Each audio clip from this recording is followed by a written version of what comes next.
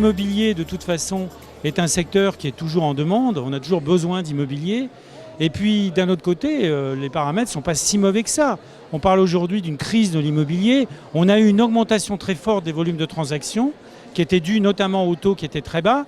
Et puis, on est monté jusqu'à 1 million, plus d'1 200 000 en août 2021. Aujourd'hui, ça redescend de manière brutale, mais on est toujours au-dessus de 950 000 transactions. On était aux 977 000 transactions aux dernières statistiques de juillet. Je rappelle juste pour mémoire qu'entre 2010 et 2020, la moyenne était de 916 000 transactions. Donc on est largement au-dessus de la moyenne. Alors, est-ce que pour autant tout va bien? Non, je sais que c'est compliqué en ce moment. Compliqué notamment pour avoir des prêts, puisque les taux ont monté de manière extrêmement importante. Néanmoins, on fait notre métier, qui est de négocier, qui est d'aider les gens, que ce soit les vendeurs et les acquéreurs. Et il y a toujours des transactions qui se font.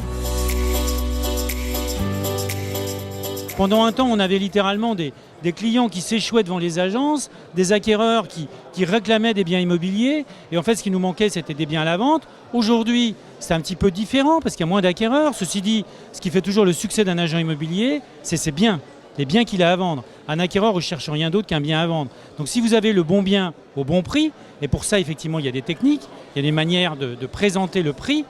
Nous avons chez ERA la multi-expertise, nous avons toute une succession d'outils qui permettent d'expliquer aux clients la réalité du marché. Et si vous êtes au prix, vous vendez. La concurrence est libre dans l'immobilier. Nous avons des réseaux de mandataires, nous avons des particuliers, nous avons des notaires. Donc il y a une liberté complète de tous les gens qui veulent acheter ou vendre de l'immobilier.